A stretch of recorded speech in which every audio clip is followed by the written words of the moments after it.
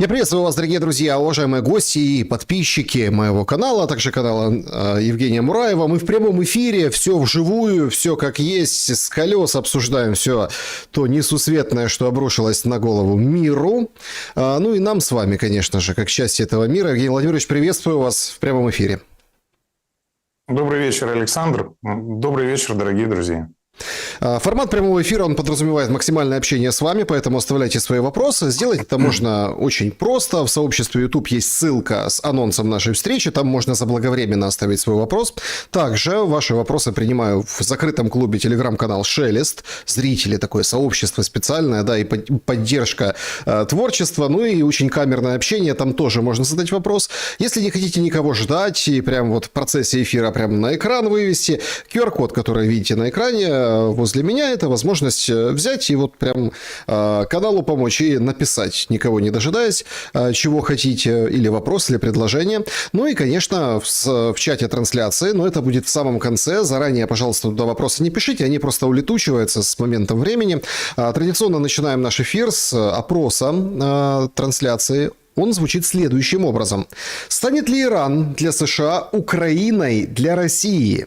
Замысловатая конструкция, ну, в принципе, понятно, да, то есть США истощится, будет, собственно, заноза Ирана очень-очень надолго для Америки, как Украина для России, видите, как очень долго санкции, долго война, и вот нечто подобным в геополитическом смысле сможет ли это быть?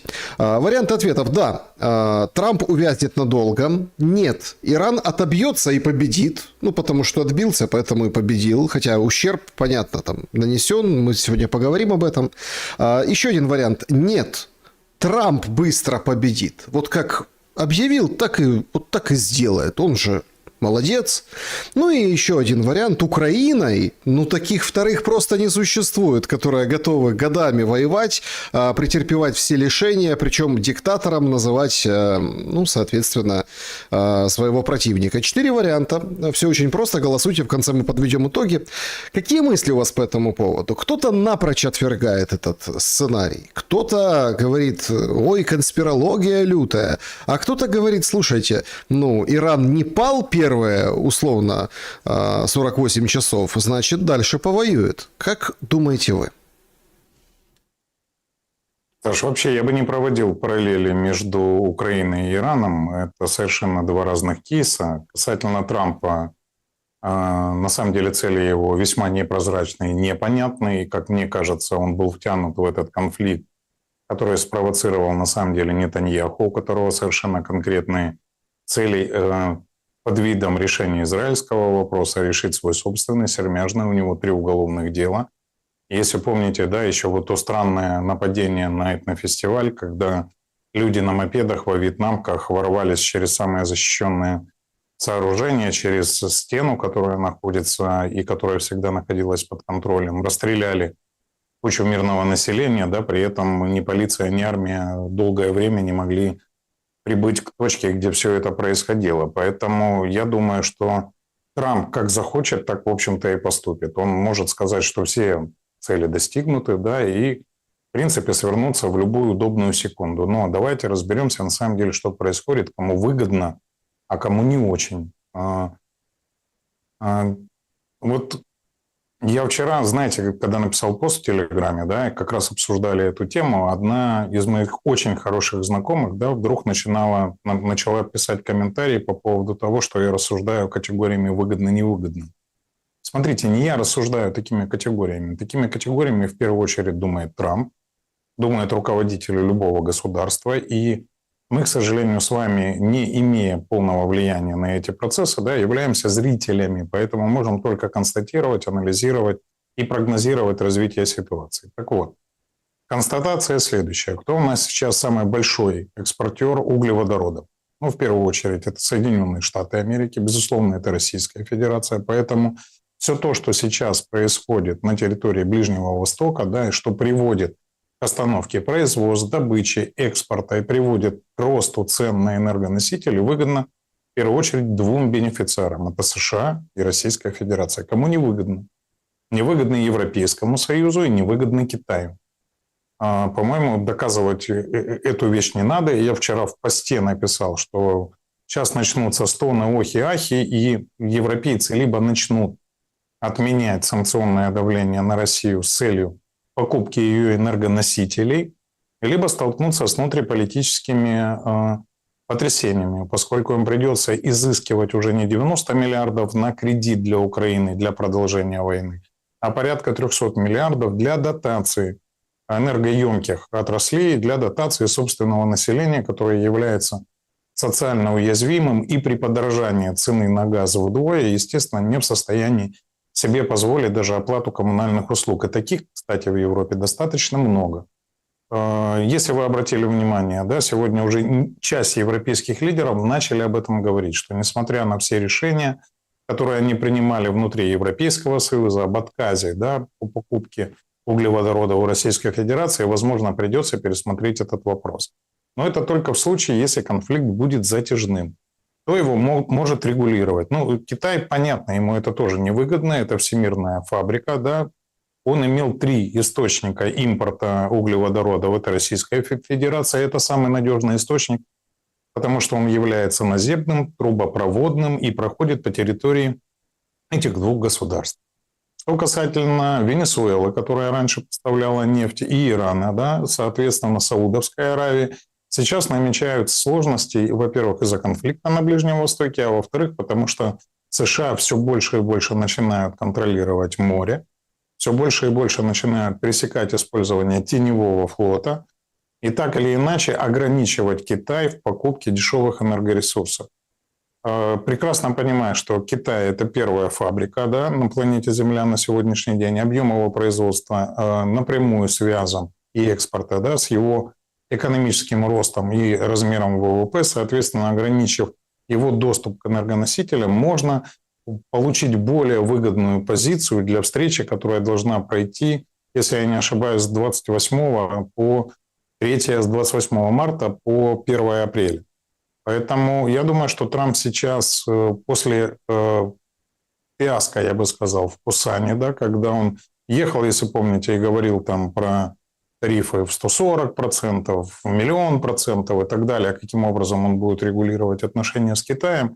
Приехав на переговоры с Си Цзиньпинем, он получил отворот-поворот, ограничения в поставках редкоземельных металлов, на которые завязаны и производство военно-промышленного комплекса США, производство чипов и всех высокотехнологических отраслей. И Трампу пришлось давать на попятную, да, искать компромисс с Си Цзиньпинем. Сейчас, наверное, он пытается получить дополнительный аргумент для этих переговоров. Что касательно выгоды, да, еще раз, 2 главных экспортера США и Российская Федерация. Россия в случае Ближнего Востока, я бы не сказал, что может оказать какое-то существенное влияние. Насколько я владею информацией, да, еще пару лет назад, до подписания стратегического договора с Северной Кореей, Россия пыталась подписать соответствующий договор с Ираном.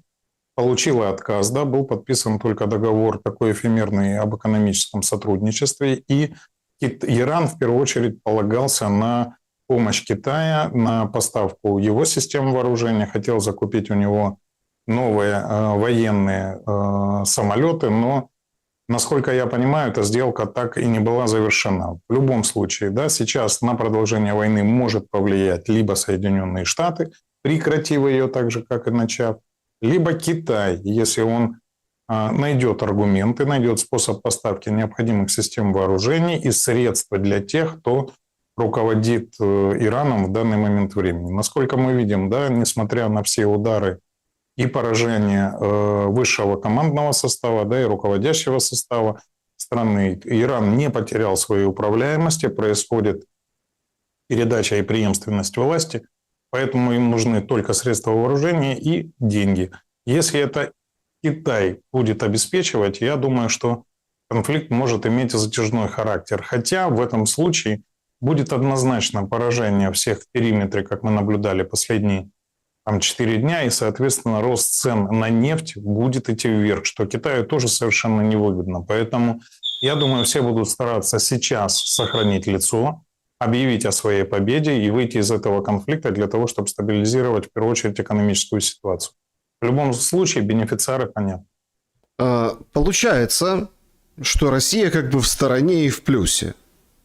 Но, ну В вот, стороне. Саш, мы с вами постоянно говорили, да, и как бы вот сейчас многие не спорили, не писали какие-то огромные аналитические статьи о том, что Трамп формирует, пытается сохранить гегемонию. Еще раз повторяю, идут глобальные переговоры всех со всеми.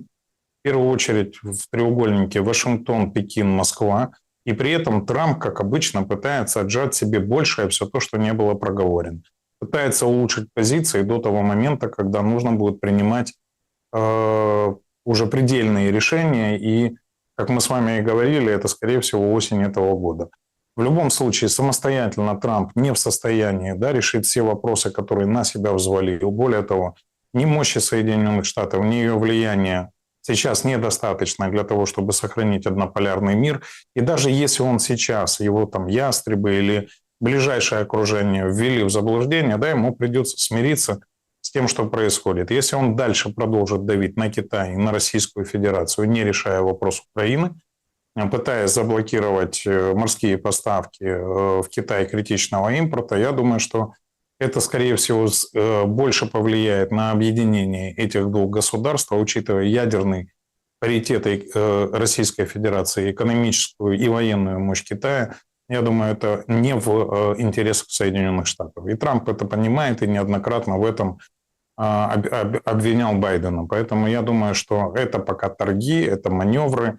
Гибнут, к сожалению, люди, дети, но многократно раз говорил, интересы элиты, интересы государства, интересы людей – это три разные вещи. Поэтому то, что сейчас происходит, да, это выяснение отношений между элитами этих государств, макрополюсов. И если вы посмотрите социологию, да, большинство в Соединенных Штатах и в Иране воевать не хотят мира. Поэтому еще раз, это выяснение отношений среди тех, кто сейчас кроит карту мира.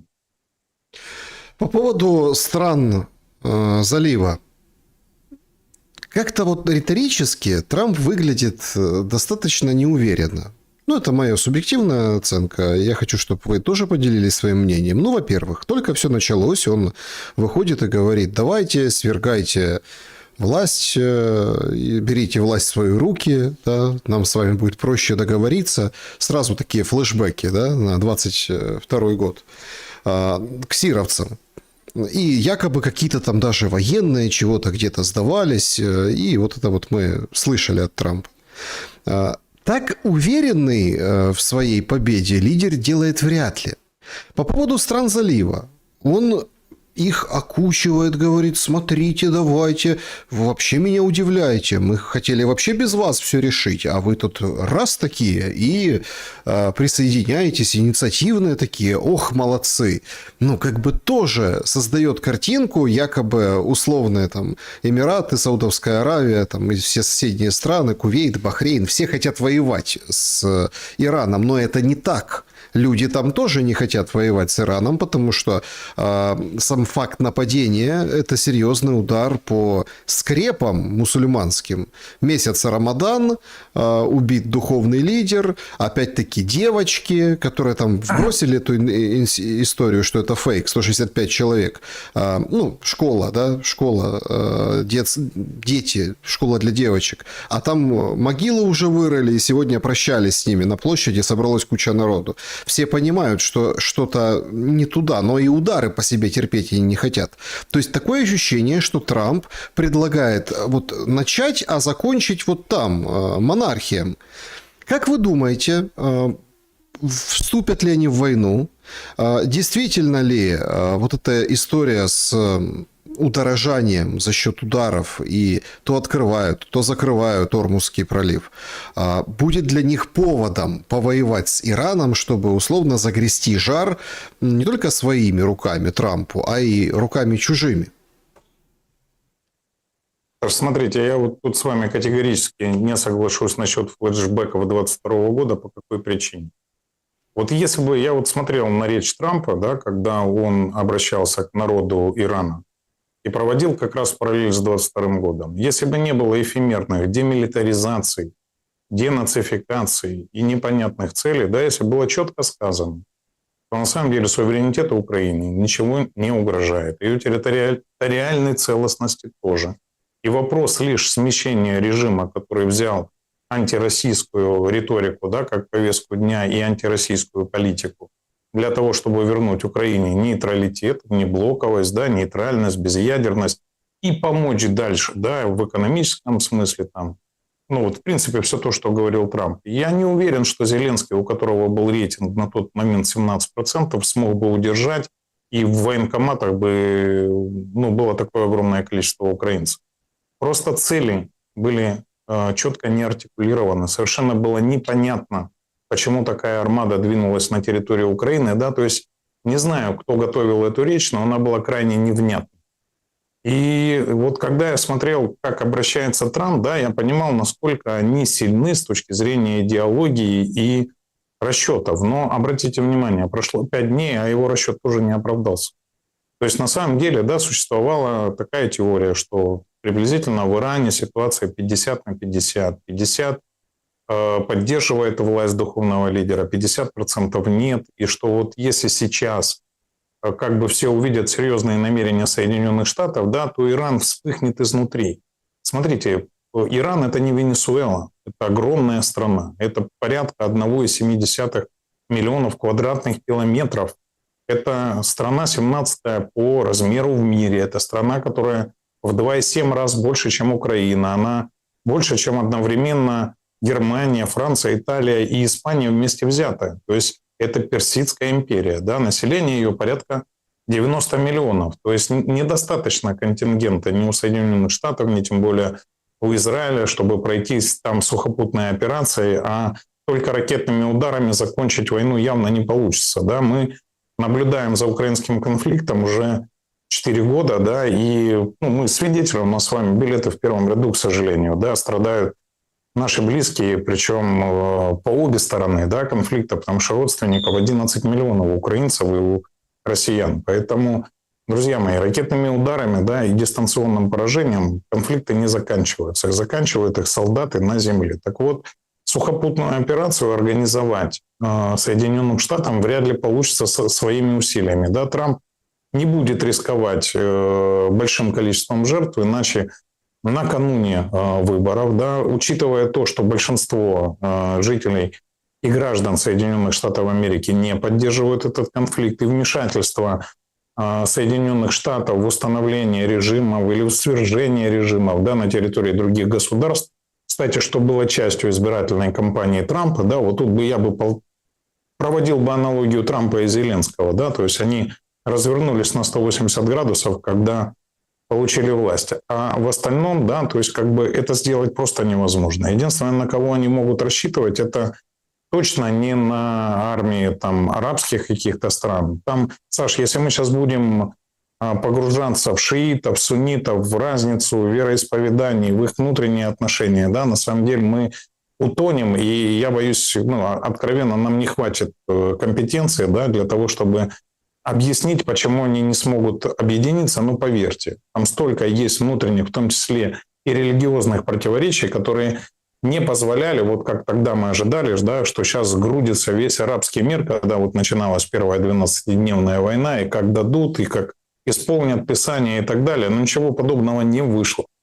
Теперь касательно того, на кого они могли рассчитывать. Да, еще раз, они рассчитывали на то, что им удастся провести цветную революцию, да, при поддержке своих вооруженных сил. Но, судя по всему, власти Ирана провели серьезную работу, да, после первых митингов, которые инспирированы были тоже Израилем и Соединенными Штатами Америки. И вся эта протестная масса, вернее, агенты иностранного влияния, скорее всего, либо были устранены, да, либо находятся в местах не столь отдаленных. Плюс вот этот удар, который был нанесен по школе, он, естественно, произвел тот эффект, вот, который я бы тут провел параллель, да, Украины и Ирана.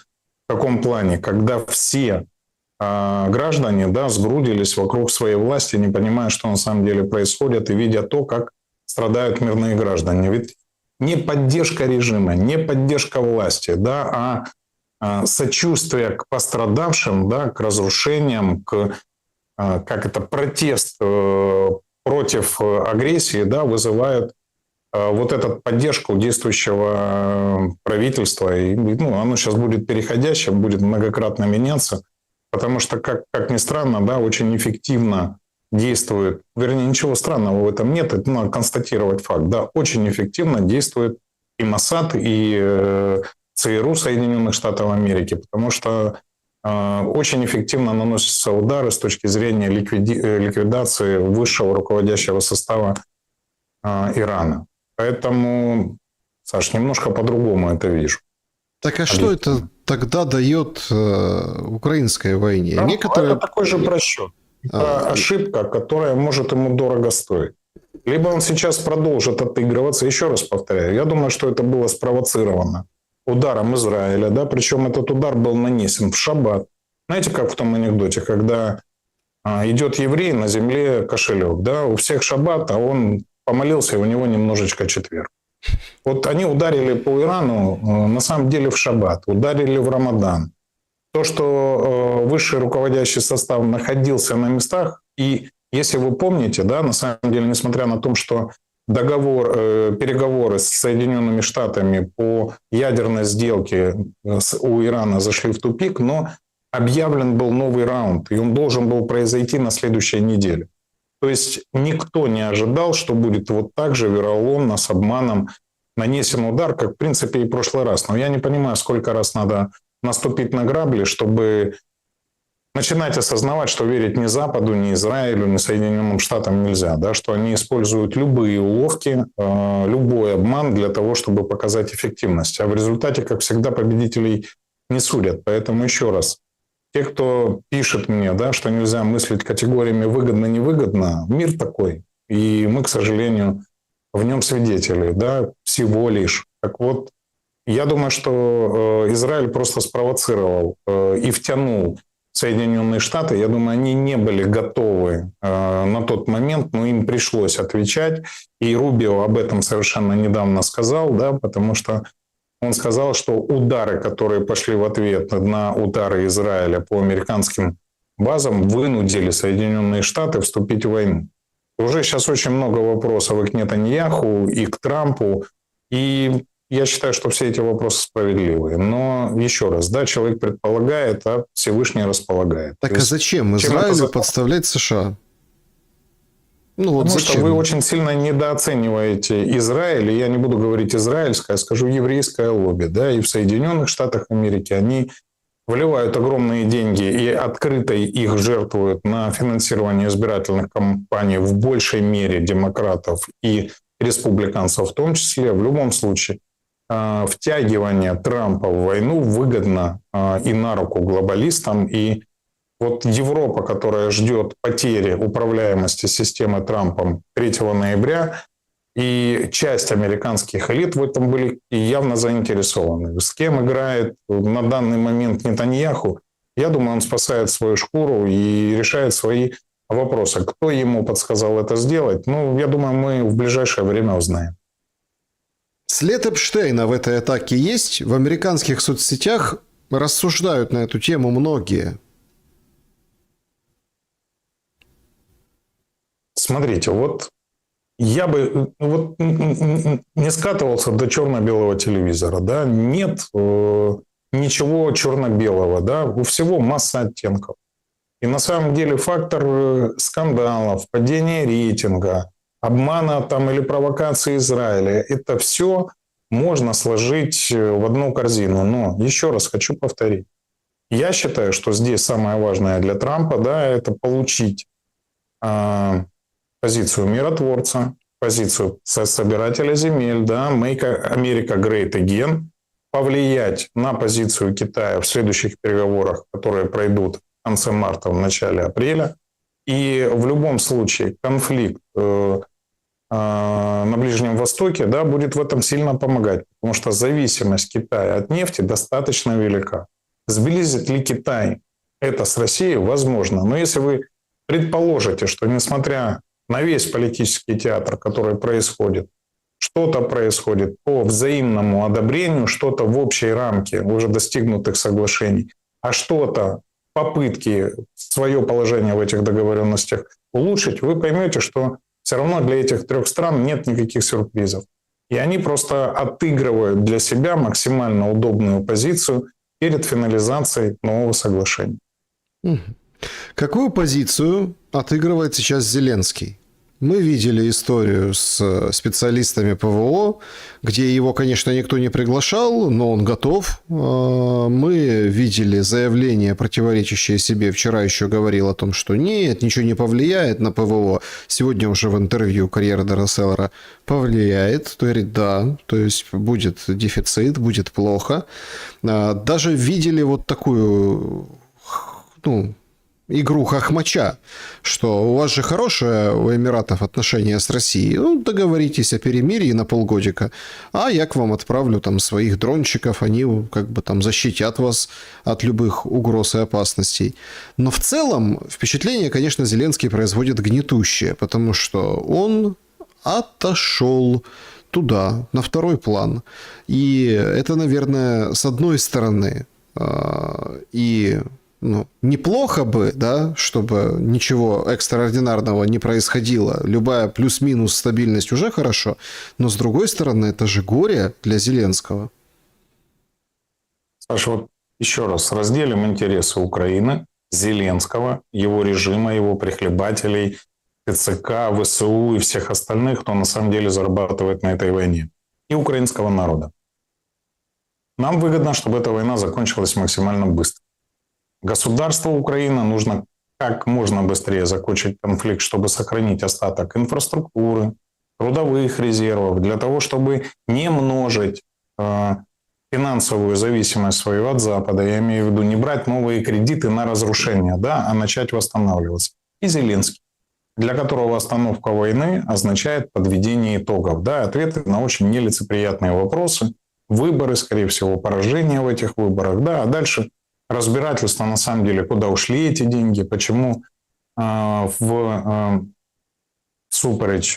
противоречия Конституции, да, было принято решение и подписана ресурсная сделка, да, ведь на самом деле все природные богатства, которые находятся в недрах, принадлежат народу Украины и решаться секретными, закрытыми указами и подписанием договоров, да, это превышение полномочий со стороны Зеленского и его кабинета министров. То есть так или иначе впереди ответственность.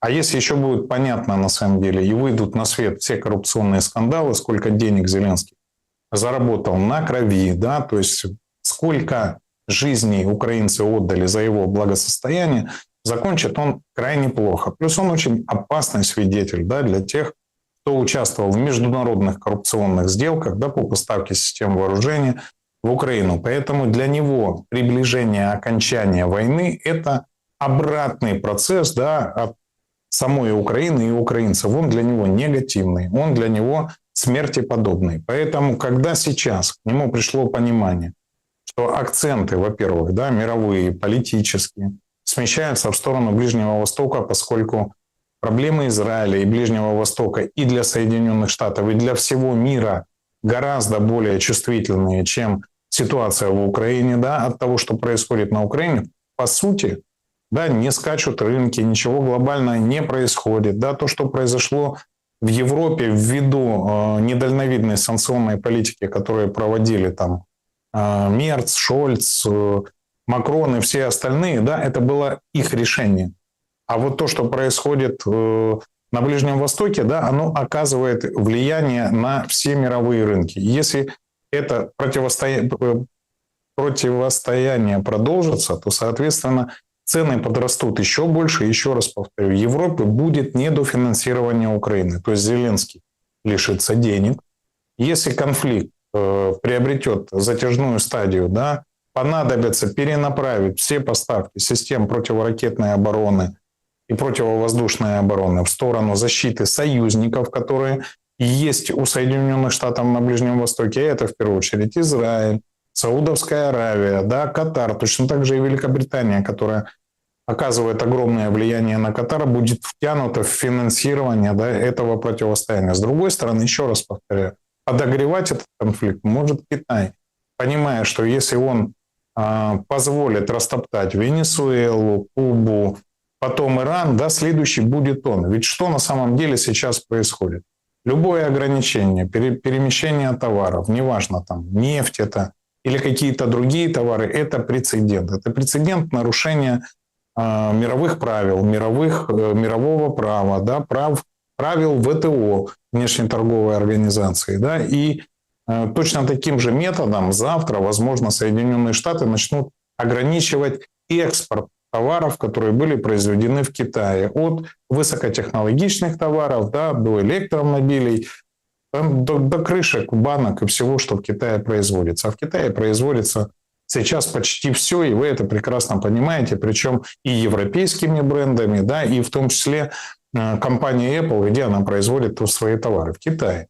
То есть эти прецеденты Китаю не нужны. И, соответственно, Зеленский, когда понимает, да, что он будет сейчас лишен систем вооружения, он будет лишен денег, да, скорее всего, европейские партнеры, которые будут заинтересованы в скорейшем отмене запрета на импорт углеводородов из Российской Федерации, начнут давить на Зеленского, чтобы он принял условия, которые требуют Трамп и Путин для подписания мирного соглашения, чтобы потом эти санкции отменить, и чтобы Европа могла получить более дешевые энергоресурсы по украинской газотранспортной системе, по голубому потоку и так далее, по всем трубопроводам, которые еще остались функционирующими. Поэтому у Зеленского сейчас, конечно, катастрофа. Но еще раз говорю, да, я далек от мысли, что Китай, взвешивая все за и против, тянется в финансирование долгосрочного конфликта, и что Иран самостоятельно обладает накопленной мощью, да,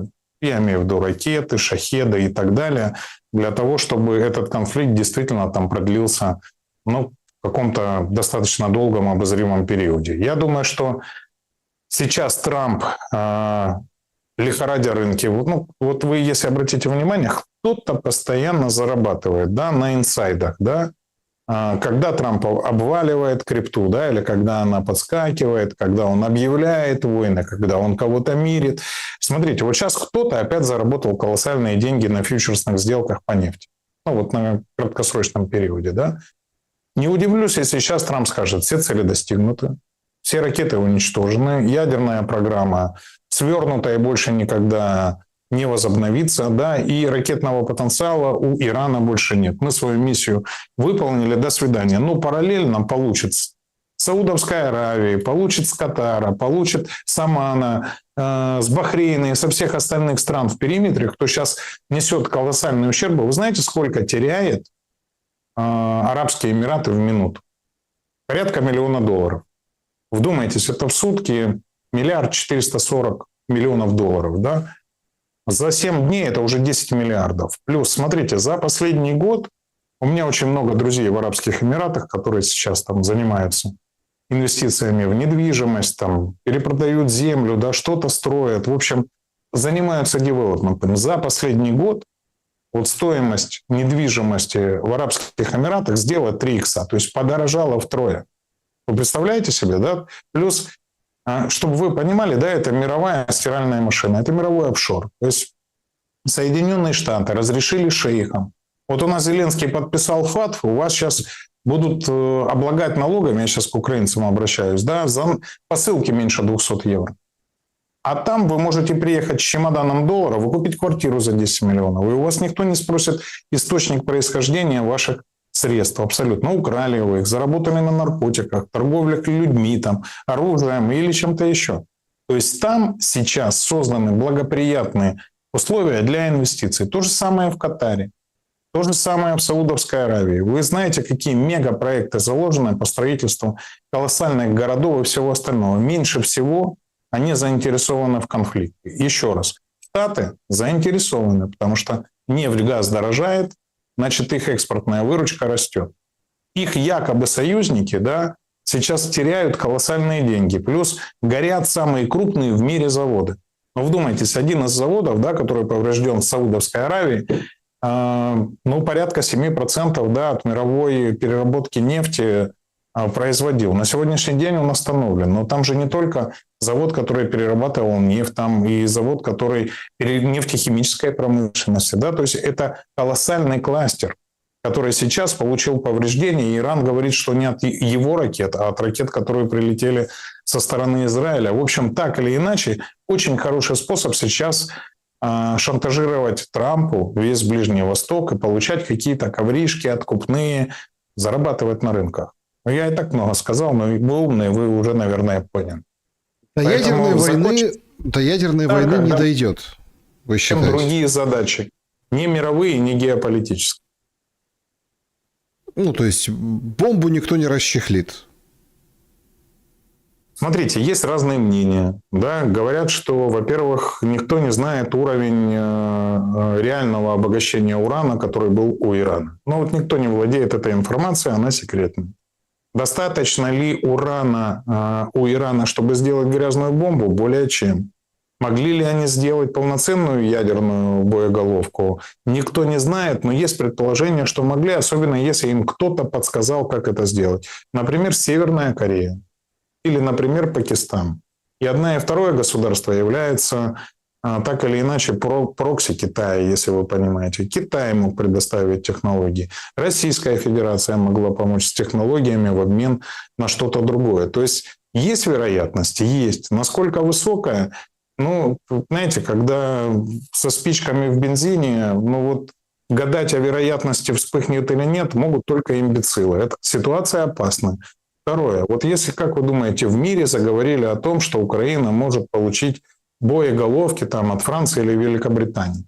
А как вы думаете, под столом могло быть, что Иран мог получить боеголовки, допустим, от Северной Кореи, которая и так находится во всех возможных санкциях, и при благоприятных условиях, в обмен на что-то или по просьбе кого-то, он мог получить эти боеголовки?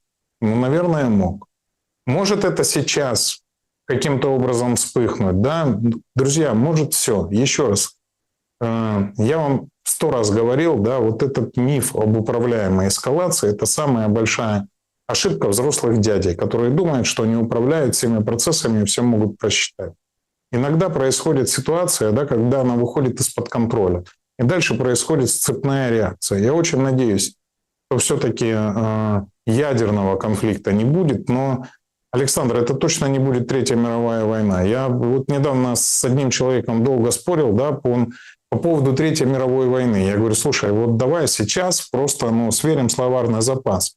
И так ли мы одинаково в это понятие, да, вкладываем смысл? Для меня ядерная, Третья мировая война, да, это конфликт между Соединенными Штатами и Россией или конфликт между этими двумя странами и Китаем.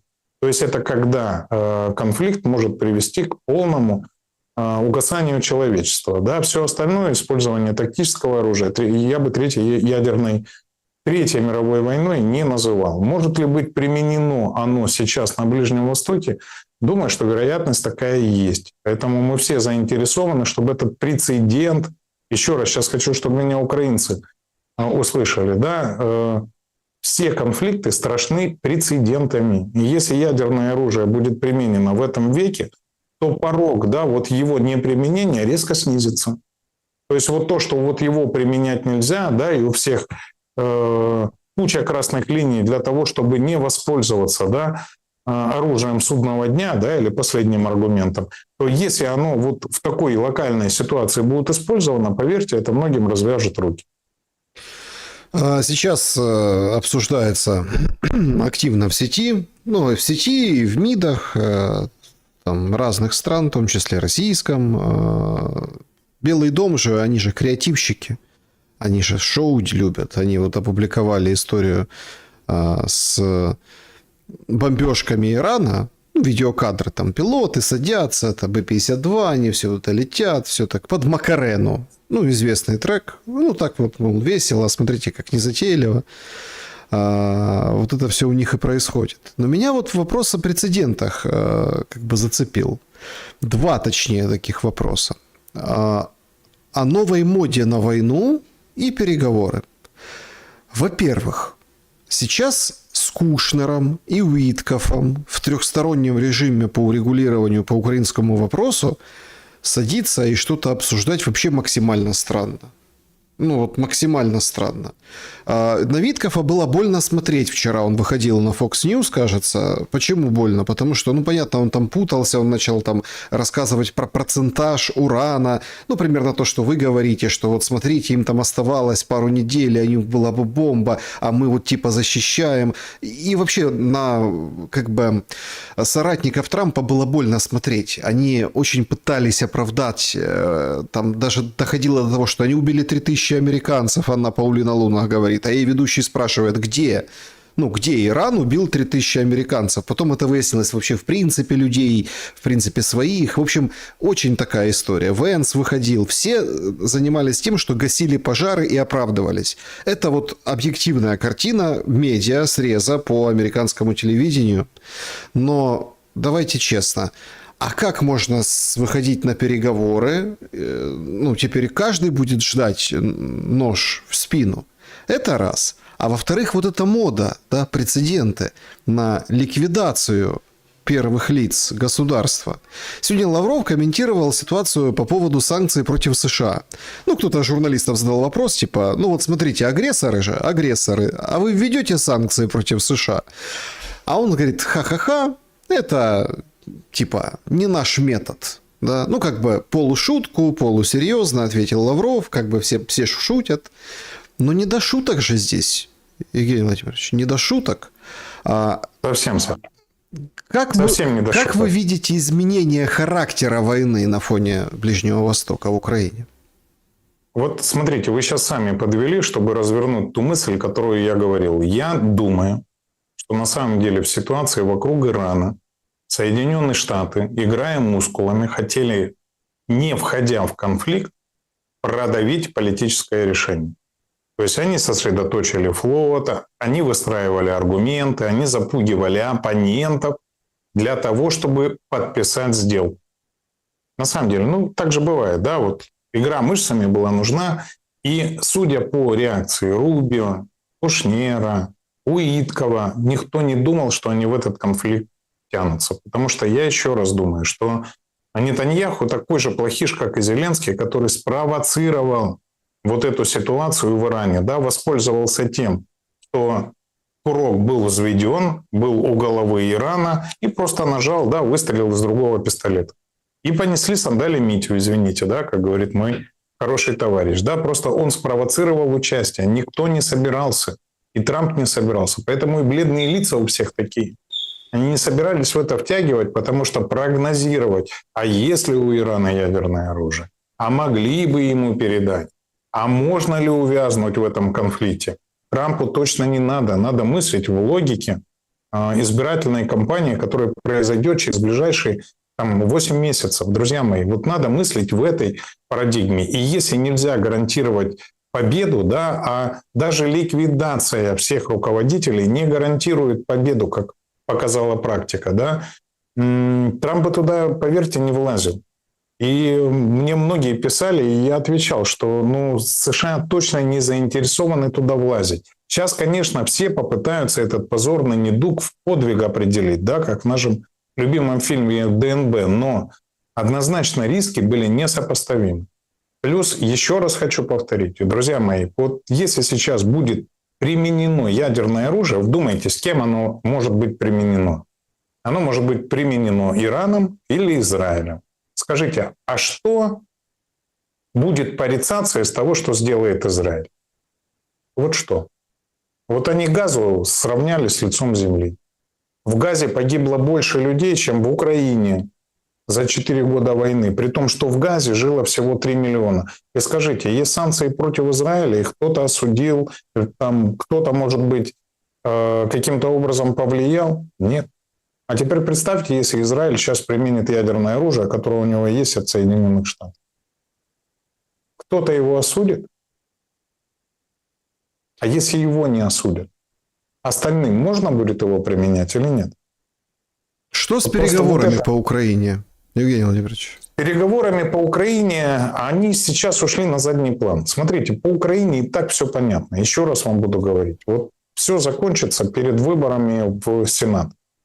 Неважно, Зеленский просто больше не получит денег. Венгрия будет блокировать, Словакия потом вспомнит, что у нее есть право вето, Чехия.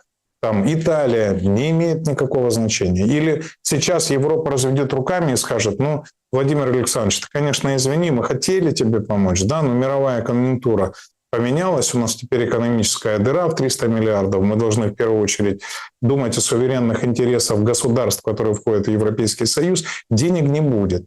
Так вот, если денег не будет, деньги, даже включая тот транш, который сейчас выделил МВФ, да, закончатся в апреле. И дальше вопрос, а сможет ли Украина содержать себя, армию, да, население, платить пенсии, зарплаты, и как это скажется на ее боеспособности? Ну, мне кажется, ответ очевидный, правда? Вот. И если еще не будут при этом поступать системы вооружений, все мощности по разведданным, спутники и так далее окажутся задействованы, ну, там, в других конфликтах, но ответ же тоже понятен. Поэтому сейчас это точно стоит на паузе. Сейчас точно обсуждать, что уже 100-500 раз было обсуждено, нет смысла, да. Плюс позиция, последний пост Трампа видели, да, где он написал, где Байден дал клоуну, да, но он там же четко известного клоуна упоминает, да, в скобочках Зеленскому, да, эти деньги. То есть это говорит об отношении правящей администрации Соединенных Штатов на сегодняшний момент. И как вы думаете, они между собой созваниваются? Вот сейчас Макрон звонит Трампу, Мерц звонит Трампу. Они говорят, что, ребята, у нас катастрофа, да, у нас стоимость газа уже больше 600 долларов за баррель, за 1000 кубометров, да, у нас просто не заложено это в бюджет, надо это прекращать, надо искать какой-то компромисс, ну, правильно? И что Трамп им при этом говорит? Ребята, вы путались под ногами, я вам говорил, как заканчивать конфликт в Украине, а вы мне рассказывали, что вы сейчас тут сгрудитесь и все сделаете. Давайте искать компромисс. Друзья, еще раз, смотрите, вот надо понимать, что игра идет на многих досках. И делая ход на одной доске, да, можно просить у партнера, да, следовать какой-то стратегии, логике, играя на второй одновременно. Поэтому еще раз, я абсолютно уверен, что у Зеленского, безусловно, паника. Переговоры сейчас уже не нужно, будет ультиматум. И ультиматум этот будет связан с тем, что не будет достаточного системы вооружения для защиты украинского режима, еще раз говорю, не Украины. Зеленский будет воевать ровно столько, сколько ему будут давать деньги. Ему наплевать на результаты. Смотрите, вы же вспомните все цели. За землю, но земля теперь американская, да, за недра, да, недра тоже американские. За границей 91 года уже не стоит этот вопрос. Смотрите, каждый раз эти линии отодвигаются. То есть ради чего тогда война? Вот за что война? На суверенитет Украины никто не посягал и не посягает. И даже в этих договоренностях, которые сейчас предлагаются, нет посягательства на суверенитет и независимость Украины. Есть территориальные претензии, есть. Но так они и являются компромиссом, да, в ходе этих переговоров. Нравится нам это или нет. Смотрите, если мы сильны и можем освободить, захватить Кубань, Москву, пить там кофе в Симферополе, в Ялте, ну, наверное, тогда имеет смысл. А если головой понятно, что такого потенциала нет, зачем терять и жизни, и территорию, и промышленный потенциал, и все остальное? Зеленский вам на это не ответит. Так я отвечу, никто не дает. Смотрите, никто не дает. Потому что люди, на которых он опирается, тоже зарабатывают. Никто Но если денег не будет, дает альтернативы. Закончится. Смотрите, никто не дает альтернативы. Никто не дает альтернативы. Вы сами в самом начале разговора сетовали на некорректность этих предложений. Ну, там, да, имеется в виду Путина речь в начале СВО, Трампа речь в начале его СВО. Смотрите, я говорил про информационную составляющую. Я говорил о том, что когда у вас есть флешбэк, совершенно разные были заявлены цели. И в речи Путина, на самом деле, при том, что он обращался к гражданам Украины, да, не было конкретики. Дорогие граждане Украины, вам ничего не угрожает, суверенитету не угрожает. Мы идем сносить Зеленского. Об этом же до сих пор не говорят. Так не и не говорят о том, Россия что мы Зеленского. пытаемся поменять курс, да, страны. Смотрите, почему-то это никто не выговаривает, не артикулирует. И я не понимаю, почему.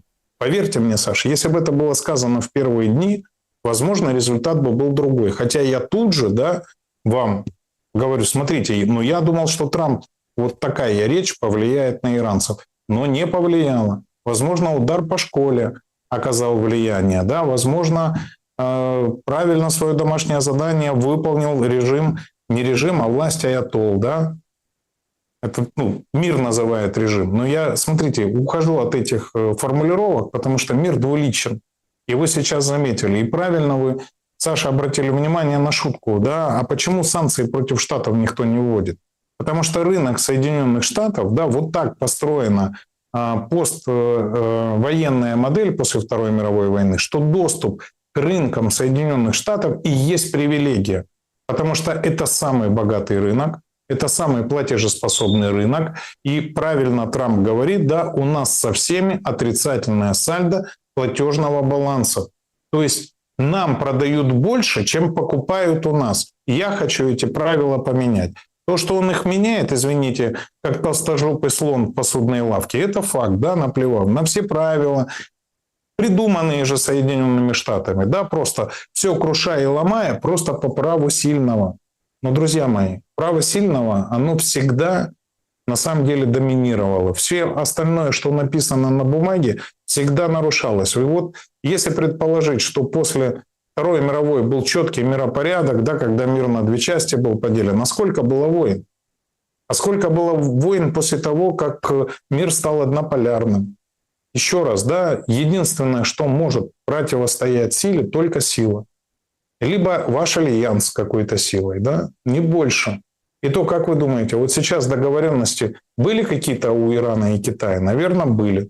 Но мы же не видим прямого вмешательства, да, и тоже, да, все время под сомнение ставим и 5-ю поправку Соединенных Штатов. Я недавно смеялся, я просто умирал. Знаете, когда Буданов говорит, все, мы получили четкие гарантии от Соединенных Штатов на уровне 5-й статьи НАТО, но только без введения войск и только без вмешательства в случае нападения на нас. Это кинокомедия, друзья мои. То есть вот это мир постправды. Когда не важно, что там на самом деле, важно, как ты это произнесешь. Друзья мои, а что тогда означает 5-я гарантия? 5-я статья Устава НАТО подразумевает, да, что соберутся на консультации, но все предполагают, и, наверное, когда это подписывали, да, в духе вкладывали следующее, что если на тебя нападут, на любого члена Альянса, все остальные будут тебя защищать. Это коллегиальный, коллективный орган, да, безопасности. То есть мы являемся союзниками, и нападение на одного члена вызывает ответ всех членов Альянса. Так же по логике должно быть. Иначе смысл этого военного союза. Так вот сейчас вот это все подвергается ревизии. Точно так же, как любые соглашения, да, когда один сильный центр начинает нарушать правила, попытки сохранить свою гегемонию. На всякий случай, да, еще раз говорю, я абсолютно уверен, что есть уже не до конца оформленные договоренности между Вашингтоном, Москвой и Пекином, но при этом Трамп пытается отжать больше территорий, границы, зон интересов для Соединенных Штатов, чтобы быть немножечко правее, чем все остальные. Зеленский сегодня о выборах говорил. Все. Опять у него 7 пятниц на неделю. Мы то слышали о том, что готовят законодательство во время войны. А сейчас нет, говорит, после. 7 пятниц – это наша поговорка. У Зеленского 7 шаббатов быть не может. Говорит, мир будет и выборы будут. И сейчас уже все резко переключились в риторике. Повоенные, имеется в виду послевоенные выборы. Вот это все будут обсуждать. Сегодня он заявил в очередном комментарии, сегодня разошлось, наверное, там интервью позже, да, но интервью позже вышло, чем он это сказал, говорит, как украинцы захотят во время мира. В общем, если будет мир, я еще не знаю. Я не знаю, пойду я, не пойду. Причем тоже смеется так по этому поводу. Будут выборы, не будут, я не знаю, ха-ха-ха. Смешно ему. Вообще, знаете, меня вот это 3 смеха сегодня убило. Смех Клинтона, когда он рассматривал фотографии с собой же. А он уже, стар, он уже сдал, там ручки трусятся, и он так смеется, говорит, ой, я там был там-то, ничего не было, там у меня с этой дамой, которая сфотографирована. Смех Нетаньяху, мы его с вами обсудили, когда ему задали вопрос, ты рулишь Трампом или нет? А он ха-ха-ха, нет-нет-нет. Ну и смех вот этот Зеленского по поводу выборов. Но тем не менее, вдруг, внезапно, Усик возник на горизонте. Значит, Залужного как не в себя показывают нам на разных мероприятиях, как он пытается практически свои умения английского языка продемонстрировать на публике. А Усик вообще вышел и сам сказал: я вот, если куда пойду, меньше, чем на президента не согласен, ну и все, сейчас все разгоняют, рейтинг доверия и так далее. И, знаете, меня вот от этого всего, от этого смеха, горький смех. Это же что нужно было сделать с некогда самым, ну, одним из, не буду превозносить, одним из самых читающих народов, ну, вообще, мира были украинцы, образованными, что у нас комик, а дальше боксер, ну, или там, ну, генерал еще как-то смотрится на фоне вот этой линии, комик и боксер. Что вы думаете насчет выборов? Зачем эту тему выкручивают уже то одним боком, то другим боком под солнышко подставят? Давайте начнем сначала. Если вы имели в виду интервью Зеленского какой-то испанской газете, да, то он сказал следующую вещь, что если выборы будут во время перемирия, один вопрос, да, тогда он, скорее всего, будет принимать в них участие. Если выборы будут после установления мира, да, он подумает, ну, и проанализирует, да, что скажут украинцы. То есть, ну, с намеком, что если у него будет высокий рейтинг, да, он будет участвовать. Если будет низкий, возможно, отойдет. Но еще раз, друзья мои, я вам много раз пытаюсь сказать, Зеленский прекрасный актер. Но он как не был субъектным до войны, он также не субъектен и сейчас. Потому что у него нет ни компетенций, ни знаний, ни возможностей, ни стержня, ни образования. Это человек, которым управляет его окружение. Но побасить, сделать серьезное уставшее лицо, похамить даже в кабинете, сыграть он может любе-голубе, как у нас говорят, да? Он прекрасный актер. Еще раз вам повторяю, решает не он. И то, что сегодня, да, еще раз проговорили, что Ермак, там, смотрите, опять всплыл. Ну, только не на фронте, да.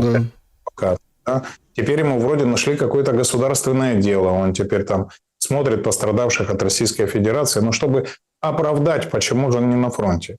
Вот смотрите, все его окружение, которое входило в пул принятия решения, вернее, коммуникации с теми, кто эти решения принимает, все осталось в пределах его, да, досягаемости и в пределах контактов с теми людьми, кто решает. В Великобритании, в Соединенных Штатах Америки, в отдельных элитарных группах у разных государствах, которые, по сути, шантажировали, взяли в плен, да, и, соответственно, управляли как агентом влияния, провив Украину в войну, да, и продолжая ее после Стамбульских соглашений и так далее. Поэтому это как бы первая вещь, да. Не обращаем внимания на Зеленского от слова совсем. Друзья мои, я не думаю, что он доживет до следующих выборов. И поверьте мне, убьют его не русские, хотя пальцем показывать будут в них. Он ненужный свидетель. Он знает, сколько денег прошло, сколько денег пошло на финансирование американской кампании Демократической партии, да, во время президентских выборов. Он знает, сколько денег застряло в чешской инициативе, почему снаряды подорожали в 5 раз, да, где на самом деле фламинго. И все, он на сегодняшний день папа украинской коррупции. Если вы думаете, что там какой-то Миндич или кто-то другой, то я тут с Александром согласен. Друзья мои, где мы так согрешили? Самая читающая нация, да, что почему-то Боженька лишил нас разума. Теперь касательно Усика. Дорогие мои друзья, любой человек с президентскими амбициями на территории Украины труп. Если это не Ермака, Зеленского и так далее.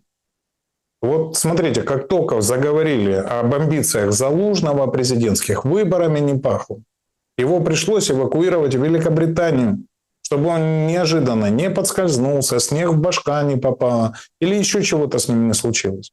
Его просто увезли, потому что любой, кто имеет президентские амбиции, да, либо сжирается Зеленским, вот как Буданов взял он его как ручного, да, и забрал в администрацию. Сейчас может утопить, может не утопить. Может, у них есть договоренность, что в случае чего Буданов будет отход Зеленского прикрывать, да, выходя против Залужного, да, там, в избирательную кампанию. То же самое с Усиком. Ну, друзья мои, не смог бы он несанкционированно, вот так открыто сказать о том, что у него есть президентские амбиции. Ну, первый раз он попался, во-первых, на пранкеров, а второй раз, обратите внимание, он сказал через 2 года. 2 года он еще побоксует, классное слово, а потом опять Украине не повезет, да, у нее будет президент, который понятия не имеет, что такое госуправление. Ну, предположим.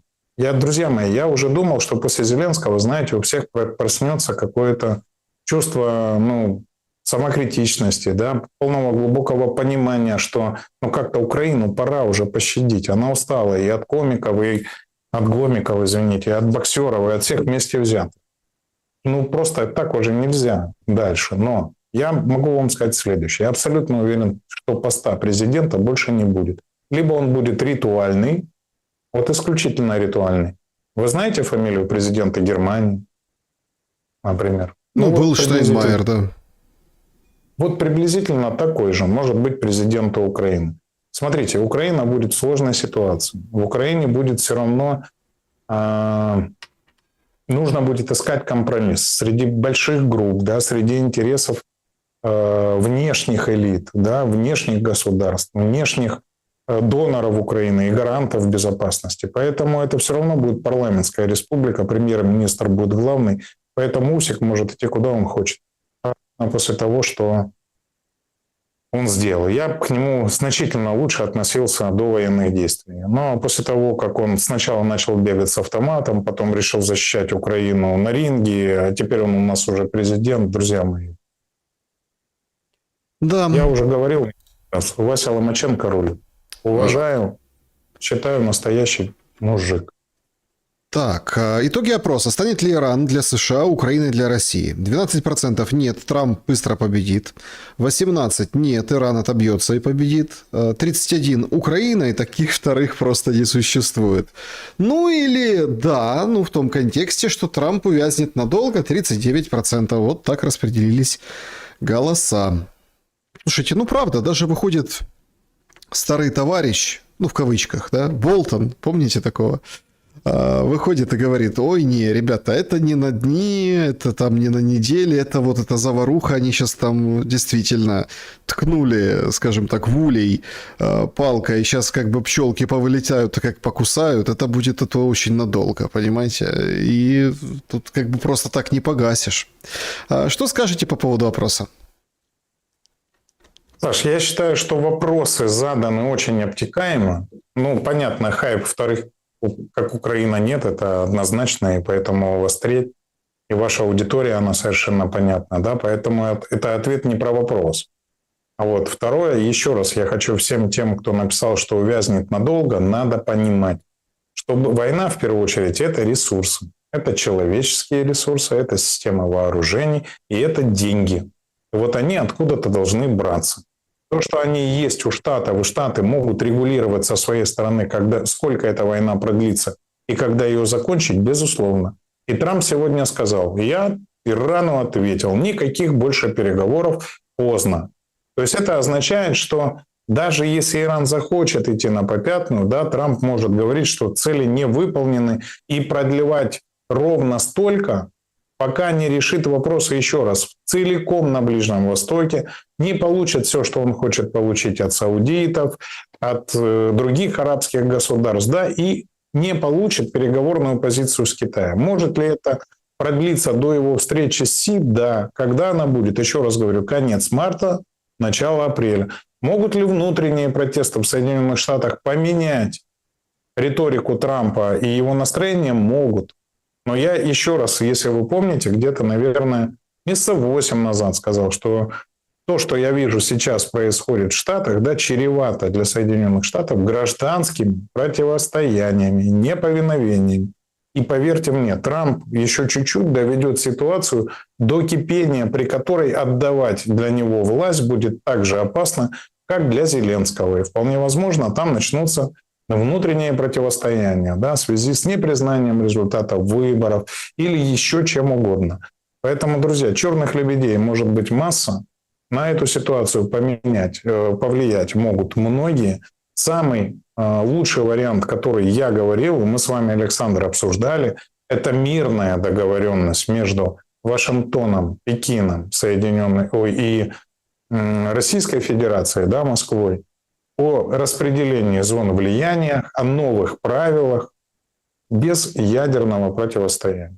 Если бы это произошло, если бы Трамп, помните, как в том анекдоте, когда звери сели играть в карты, медведь сдает и говорит, а тот, кто будет жульничать, да, там еще волк, лиса и заяц, будем бить по наглой рыжей морде. Так вот, если бы кто-то постоянно не пытался жульничать, да, передергивать, а эту пулю, пасьянс можно было распределить, в том числе учесть как-то интересы Европы, хотя бы в стоимости энергоресурсов, да, или еще каких-то других позициях, поверьте, жить нам всем было бы гораздо спокойней. И эти бы отношения не выяснялись ни на территории Украины, теперь не на территории Ближнего Востока, не на территории других стран, где потенциально еще могут вспыхнуть конфликты. И не для того, чтобы Трамп получил там Нобелевскую премию, да, или какую-то очередную благодарность, или мог сказать, что он не 9, а 11 войн закончил, или 133, а для того, чтобы действительно уже переписать правила игры, условия задачи, да, и ее решение. То есть мы не бьем, помните, как в нашей поговорке? Я с одной стороны деревни никого не бью, а с другой стороны мой отец. Вот чтобы было вот так. Чтобы эти коммерческие интересы происходили по этим правилам, были сформированы новые мировые институты. Мы когда с вами обсуждали Совет мира, я, честно говоря, думал, что он создается для того, чтобы потерять Францию и Великобританию, да, забрать у них право вето, которым они обладают в Совете Безопасности ООН. Тогда бы было логично, что 3 центра, которые не потеряли своего влияния, могущества и военного потенциала, США, Китай и Россия, потеряли 2 страны, которые на самом деле сверхдержавам себя уже относить не могут. Но Трамп, посмотрите, и тут захотел, да, построить этот Совет мира под себя, а так не работает.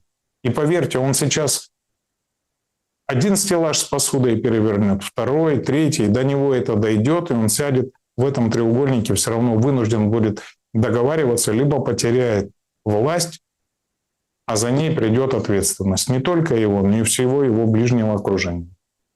Так, друзья, давайте перейдем к вопросам. Евгению, режим Блиц, чтобы как можно больше пройти вопросов. Они были очень интересны. Всех приглашаю подписываться на Евгения Мураева, на YouTube и на Telegram, да. Пока не заблокировали Telegram ни в Украине, ни в России. Почему эти 2 страны называю? Потому что прям нависла угроза и в Украине, и в России. Вот сейчас расправятся. Даже даты отдельные называются. Ну, пока не заблокировали, друзья, поэтому подписывайтесь на все ресурсы, в том числе YouTube, TikTok, Instagram, Telegram. Ну, где-нибудь точно найдем друг друга. Что-нибудь да не заблокируют. Поехали. Что-нибудь да не заблокируют. Лина Вострилова, вопрос. Какой смысл мечтать о выборах, когда не факт, что Украину сохранят как государство? Что вы думаете по поводу последнего? Я вообще так не думаю. Дорогие друзья, Украина останется. Это не потому, что я украинец. Потому что, еще раз говорю, не было цели ликвидировать ее как государство, прекратить антироссийский курс движения, да, и выстраивание вот этого дрона-камикадзе в руках стран НАТО и шантажа постоянного на уровне расширения НАТО на восток России, вот это прекратится. А решать ее государственности не было цели, задачи. Нет таких сил, нет такой возможности, и этого точно не будет. Мировым лидерам ничто не чуждо, пишет пользователь, в том числе и человеческая глупость. Вдруг, если у них уже не игра в шахматы, а лишь одни неразумные хотелки, сдобренные силой государственной машины. Ну, вы сами, это же ваше мнение, да, вы сами ответили на свой вопрос. Я вам могу сказать, я один пример приведу. Я когда попал первый раз в политику, да, я пришел в областной совет. Я думал, меня будут окружать самые умные люди в области. 100% мне будет с ними интересно, будет чему поучиться. 5 человек, с кем можно было общаться. Потом была Верховная Рада. Там не 150 депутатов, а 450. Если вы думаете, что там ситуация отличалась, а то был совета, нет. И если вы думаете, что нами правят самые лучшие, самые умные, которые все знают, по 3 образования имеют и умеют, вы ошибаетесь. Вы же сами выбрали Зеленского, сейчас какие-то рейтинги у Заложного, у этого. А в других странах вы думаете по-другому? Вы думаете, Трамп государственный деятель? Дальше. Евгений, скажите, как вы оцениваете возможность изменения внутри Украины к власти и чем вы обуславливаете 4 года терпения и ожидания изменений, при том, что каждый день погибает сосед, друг, брат, тетка, ведь нет лучика в конце тоннеля. Благодарю, Александр, всем добра. Почему лучика нет? И как вы... Вот еще раз, смотрите, Украине надо сменить парадигму. Вот мы поменяли парадигму на неправильную после второго государственного переворота в 2014 году, когда власть буквально с оружием в руках в результате военного переворота вооруженного, да, захватил Турчинов, Аваков, Яценюк и все остальные. Да, дальше просто она передавалась, не меняя курс. Потом был Порошенко, потом Зеленский. Но обратите внимание, с теми же нарративами, с тем же стремлением. И я вам больше скажу, да, во время войны настолько закручены гайки, настолько внедрена обязательная идеология, что я даже читаю вроде бы когда-то понятных мне людей и удивляюсь. Удивляюсь, как меняется мировоззрение, да, во-первых, понятно, и в жизненных обстоятельствах, но в первую очередь, я думаю, под давлением окружения. Поэтому, друзья мои, еще раз, я верю в следующее. Я не верю в выборы, я не верю в то, что их кто-то ждет. Украинский мудрый народ снова очередной раз, да, в этих условиях совершит те ошибки, которые их толкают технологии, которые сейчас управляют информационным пространством, да, разумом украинцев. Но это факт. Это технологии, это британские технологии. Они отработаны много лет на колониях. Они просто уже осовременены. Да? Поэтому я верю в переходной период, я верю в технократическое правительство, я верю в расшоривание, да, в восстановление верховенства права, свободы слова, доступа, да, к конкурентным идеям, и только потом выборы. А это еще 4 года, поверьте. Оксана, с позиции Франции наблюдаем выражение амбициозных замыслов о наращивании ядерного арсенала в разработке гиперзвуковых технологий, что на первый взгляд выглядит абсурдно на фоне бюджетных дефицитов у самой Франции, как и партнеров по недавнему меморандуму с Макроном. В контексте напряженной обстановки на Ближнем Востоке и цен на углеводороды тем более. Россия еще сильнее укрепляет позиции, когда как Евросоюз, наоборот, кажется еще в более уязвимом положении. Возникает вопрос, а не реально надеяться на то, что, применяя шантаж и направляя британские разведывательные самолеты к границам России, им удастся занять место за столом переговоров? Первое, если бы вас жена побивала, вы бы не так бы весь остальной мир пугали. Где-то надо все-таки реабилитироваться, да, я сейчас Макрона имел в виду. А если серьезно, смотрите, Макрон хромая утка. Для того, чтобы увеличивать ядерный потенциал, пытаться вокруг себя собрать там Европейский Союз и так далее, нужно в первую очередь иметь суверенитет и самостоятельность, да, чего у Макрона, в частности, нет. Теперь касательно провокаций, которые проводит Великобритания и Франция в целом. Смотрите, еще раз, много раз говорил, они пытаются получить приставной стульчик за столом переговоров. То есть они получили свое влияние и положение по итогам Второй мировой войны, будучи колониальными странами, да, с огромным экономическим влиянием, политическим влиянием. Да. Сейчас этого всего нет. То есть они за столом в Совбезе ООН, да, с правом вето не по массе и не по положению уже. И все это понимают, но они путаются под ногами. Плюс создают огромное количество интриг, и когда им старший говорит: ребят, вот мы по Украине договорились так, у них есть собственное мнение. Для чего? Чтобы их заметили, чтобы чего-то торговать, чего-то получить. Если вы думаете, что они серьезно озабочены нашим будущим, то периодически читайте между строк то, что они говорят. А что они говорят? Нам надо еще 3 года войны в Украине, да, чтобы перевооружиться. Пока идет война в Украине, на нас не нападут. То есть нас не воспринимают как пострадавших, нас не воспринимают как жертву. Нас продолжают использовать и воспринимать исключительно как инструмент. Поэтому еще раз, как только вырвут эти два гнилых зуба, да, а их вырвут обязательно, я имею в виду Китай, Россию и Соединенные Штаты, вот тогда в мире станет гораздо спокойнее. И в Украине в первую очередь.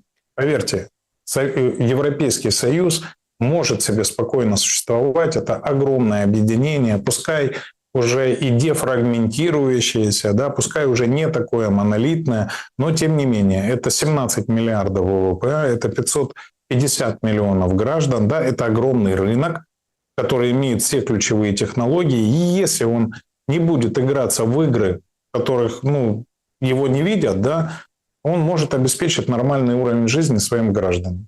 Но не доминирование в мире. Все. Нет такой страны, как Европа.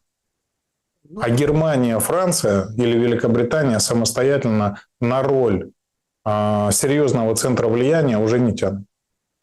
Алексей, у Евгения есть какие-то идеи, как восстановить послевоенный генофонд страны? Ведь при таком катастрофическом уровне рождаемости, ожидаемого еще большего отъезда мужиков, через какое-то время страна не сможет просто функционировать экономически. Шутить не буду, но смотрите, а как демографию восстанавливать? Понятным способом. Рожать надо больше. Да? Для того, чтобы женщины и мужчины готовы были рожать, нужно создавать соответствующие социально гарантированные условия. Вот как бы это ни звучало банально и просто. Вот если вы посмотрите 2010-2013 год, да, это время, когда Янукович победил на выборах, Николай Янович Азаров был премьер-министром Украины, да, увеличились существенно выплаты за детей. Если вы помните, от 3 до 15 тысяч долларов за третьего ребенка, да, этих денег хватало, чтобы женщины спокойно находились в декрете, этих денег хватало, чтобы можно было поднять детей. Так вот, рождаемость тогда выросла почти вдвое. Смотрите, когда рожают люди, все же любят детей. Я child-free людей не воспринимаю, да, но, как правило, если ты понимаешь, что ты можешь себе, это позволить, если это, рожая следующего, ты не забираешь чего-то у предыдущих, да, если у тебя хватает возможности их обучить, поднять, одеть, накормить, чем больше их, тем лучше. Правда ведь? Для нормальных людей так. Значит, надо создать условия. Надо создать условия, чтобы вернулись женщины. Надо создать условия, да, чтобы декретные и все остальные были на должном уровне, чтобы школы и образование было бесплатным, а не номинально бесплатным. Да, там окна, там двери, там парты, там учебники и все остальное. Друзья, все это сделаем. Вот за это я как раз меньше переживаю. Да? Вопрос, как привлечь инвестиции, как навести послевоенный порядок со всеми, кто повозвращается с фронта, и не будет хотеть работать и будет рассказывать, что ему все должны, как вернуть все то, что вывели, как списать все то, что списали на Украину, да, списывая свое устаревшее вооружение. Вот это серьезная задача. Потому что если мы не сбросим это ярмо, говорить о чем-то социальном просто, утопия. Так, Евгений, здравствуйте. В 2020 году был принят план Гоэрла. 1920. Начало разработки 1918, 200 работ по развитию страны, исходя из принципа потребители энергии, отрасли передача, трансформация, электроэнергия, генерация. Есть ли у вас некий план по восстановлению Украины, может подобное оглавление плана? Какие отрасли планируете развивать? Если оценить потенциал авиастроения и трансформаторостроения, вычеркиваем, неинтересно ни России, ни Европе. Трансформаторы закончились в Украине в 2014-м, Россия отказалась от продукции, а Европа не пустила на рынок. Двигатели, авиадвигатели и турбины генераторов в России научились печатать на 3D-принтере. Первые турбины взрывались в 2017 году, а сейчас в эксплуатации. Где взять деньги на реализацию плана? И в 2020 году обеспечение денежных потребностей Лениным планировалось сдать в концессию Америке на 60 лет, Камчатку и еще 2 региона. Эта инициатива не нашла поддержку, было решено строить силами, средствами народа. Смотрите, ГОЭЛРО – это был план электрификации. Кстати, административные деления потом происходило именно в соответствии этого плана. Но это была закладка, да, фундамент для дальнейшей индустриализации страны. Если у меня план, смотрите, я почему говорил, что Китай – важная составляющая? Потому что это страна, у которой есть избыток производственных мощностей, избыток финансов, профицит. и технологии. Технологии, которые на сегодняшний день во многом не уступают ни европейским, ни американским. Это страна, которая заинтересована в развитии ряда направлений. Первое – энергетика, строительство гидроэлектростанций. Сейчас огромные инфраструктурные проекты реализуются в Китае. И с весны я начну об этом рассказывать. Я вот вам обещал, что весной будет масса сюрпризов. Их действительно будет масса, да, будет много информации, будет понимание, что делать с нашей страной, да, на примерах. Вот не надо изобретать велосипед. Надо понимать, где взять средства, что именно реализовывать, в каком месте и в каком порядке.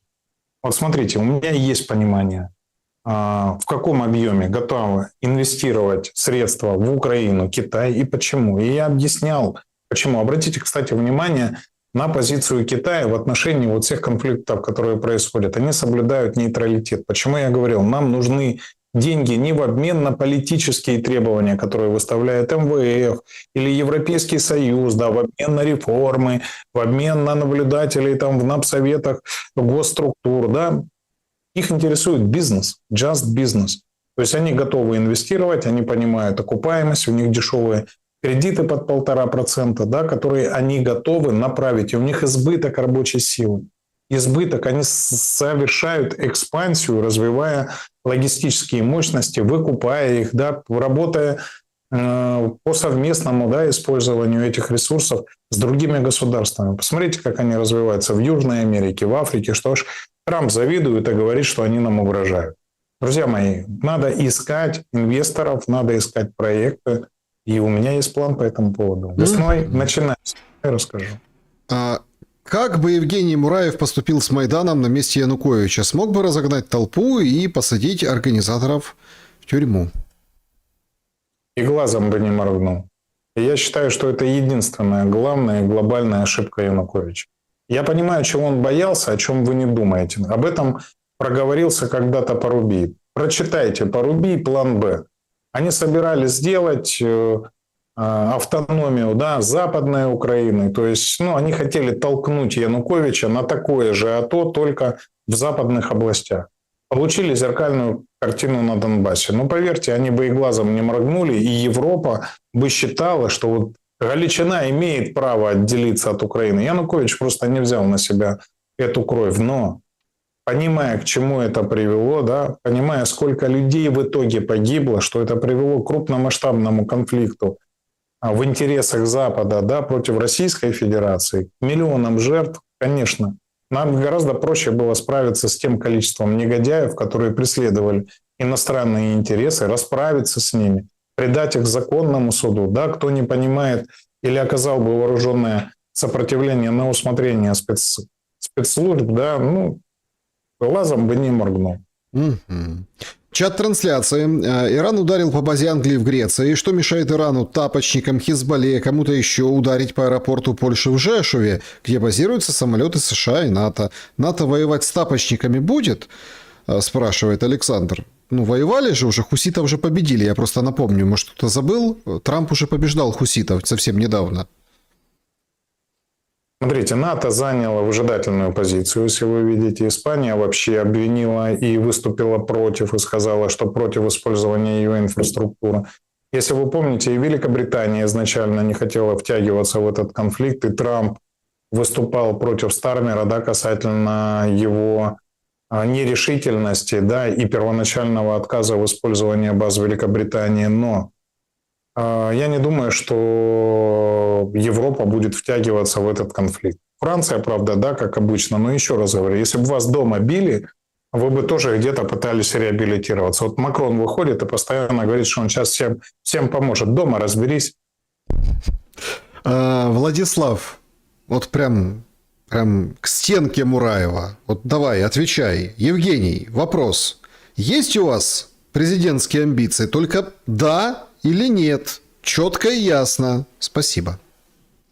Я экономист, я юрист, я имею опыт государственного управления, работая в администрации. Да? Я дважды депутат областного совета, глава постоянной комиссии, член президиума областного совета, дважды депутат Верховной Рады. Друзья мои, это жизнь моя.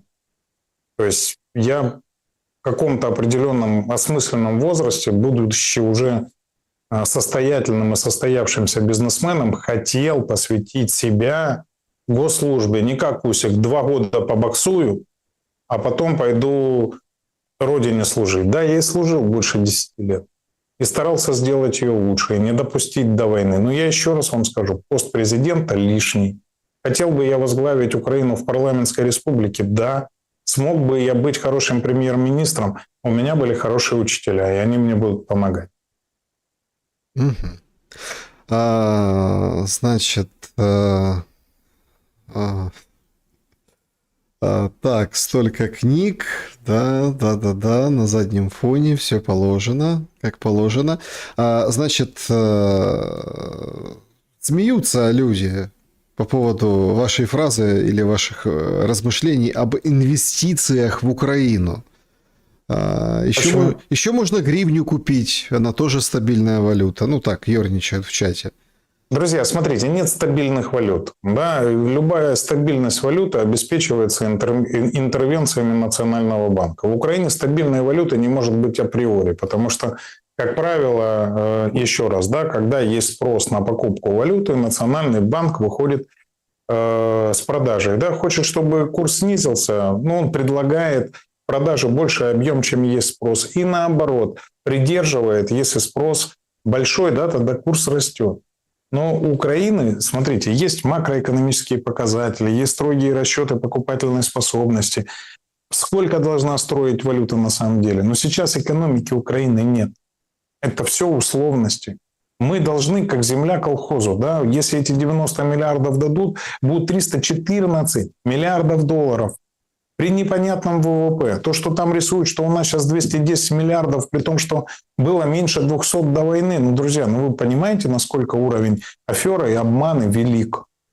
Ну, не может страна, из которой выехала половина населения, с самой дорогой энергетикой, с разрушенным промышленным потенциалом, да, которая живет за счет только импорта, иметь ВВП больше довоенного. Ну, это же очевидно. Еще раз, смотрите, миром правят интересы. Я знаю, кто в Китае заинтересован в инвестициях в энергетику. Я знаю, кто производит высококлассные турбины. Я знаю, кто строит гидроэлектростанции. Поверьте, даже не читая, я очень люблю, вы знаете, и с уважением, и с гордостью, да, отношусь к Советскому Союзу, да, и в том, что это я там родился.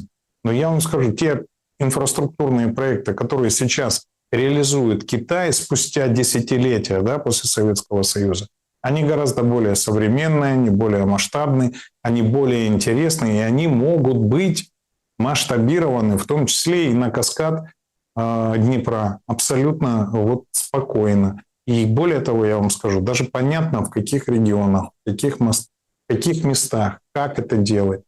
И есть заинтересанты.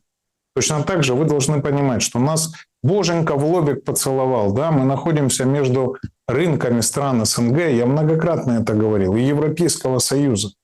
Вот теперь посчитайте, да, у нас дешевая рабочая сила. Это страшно звучит, но чтобы вы понимали, в Китае средняя заработная плата гораздо выше, чем в Украине. Поэтому, перенося технологии на промышленные площадки, которые разрушены, но есть вся необходимая инфраструктура для строительства новых заводов, да, они получают возможность поставлять товары и в Европу, и в Россию. И это выгодно, и это рабочие места, и это тут не... Почему они должны инвестировать? Выгодно, потому что, друзья, вот самое главное слово – выгодно. Вот еще раз говорю, я вчера был поражен, когда мне вроде бы умный человек с высшим образованием, с которым я на одном языке об этом говорил, вчера написал: нельзя размышлять категорией «выгодно». Мир так размышляет. И это первопричина, понимаете? Выгодно, невыгодно. Так вот, выгодно будет инвестировать в Украину. Потому что, еще раз, есть доступ к рынкам, потому что есть дешевая рабочая сила, и потому что всегда инвесторы приходят, когда начинаешь отталкиваться от дна. Вкладываешь рубль, через 3, 4, 5 лет это стоит 5. Я вам условно говорю. Ну, чтобы вы понимали. Знаете, как говорили Ротшильды или Рокфеллеры, не помню, кто из них. Покупай, когда льется кровь. Что делать с СЗЧ? Это, к сожалению, так звучит. Что делать с СЗЧ? Какое ваше мнение? Я 100 раз говорил, я дам амнистию 100%. Я считаю, что сохраните себя, пожалуйста. Не участвуйте в войне не нашей. Это не война Украины и не война России. Нас столкнули, мы просто с удовольствием смотрят, как славяне уничтожают друг друга. При этом решаются куча других геополитических вопросов. Слава богу, все подходит к концу. Глупо погибнуть, извините, условно, 8 мая 1945 года. Ну, просто обидно. Это даже обидно. Если вы ушли, сумели себя сохранить, сохранитесь, недолго осталось. Значит, ну, тут как ваши поклонники, самые, кстати, верные поклонники подоспели. Там Игорь пишет, когда Мураева завербовала ФСБ, а другой пользователь, скільки грошей вывез Мураев из Украины. А? Дорогие друзья, любят вас. Ну, я очень рад, что вы меня любите, да, что смотрите, и слава богу. Смотрите, я не меняюсь, да, в отличие от многих в угоду обстоятельств, потому что я смотрю на вещи трезво. И я смотрю с точки зрения того, что выгодно моей стране, друзья мои. И всегда об этом прямо говорил, потому что привык, извините, с детства за свои слова отвечать. Дорогие мои друзья, порадую или огорчу некоторых, да. Все, что у меня было создано, сделано, заработано в Украине, все бесследно отобрано, арестовано, забрано и так далее. Ну вот, поверьте, пришлось начинать жить заново. Я не жалею. Я рад, что все мои близкие живы, и я понимаю, что это наивысшая ценность. И поверьте, я многие вещи за эти 4 года пересмотрел. Ни деньги, ни положение, ни статус так не радуют сейчас, как здоровье и нахождение рядом близких. Да, я смог уделить много времени своим младшим детям, вложить в них больше, чем в старших. Ну, так сложились обстоятельства. И я считаю, что, знаете как, мы предполагаем, а он располагает. Значит, так надо было. Он не посылает тех испытаний, которые мы не в состоянии вынести. Значит, они нам были нужны, значит, они для чего-то нам были посланы, и мы должны сделать какие-то выводы. Только давайте эти выводы делать. Делать, признавать неправы, признавать ошибки. Цепляться опять за эти клише. Я на вас даже не обижаюсь. А до тех, до кого не доходят, и даже наши эфиры, напомню, грецкие орешки, йодная сеточка, кроссворды и вперед. И так 2 часа в день. Поможет. Ну, вы знаете, тут от чего обижаться? Это самое первое.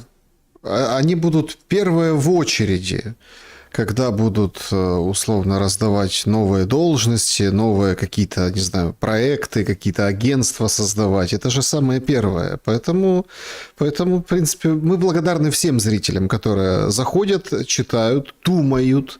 И, кстати, критикам особенно благодарны. Комментируют, подписываются в Телеграме, в Ютубе, в Инстаграме, в ТикТоке. На Александра и меня не забывают, чтобы не потеряться. Да, потому что, знаете, это очень хорошо. Причем вот это очень здорово. Но если вы покритикуете еще и подумавши, или вот что-то путнее и по делу, так это вообще цены вам нет. Вообще, спасибо большое за то, что уделили внимание этому прямому эфиру.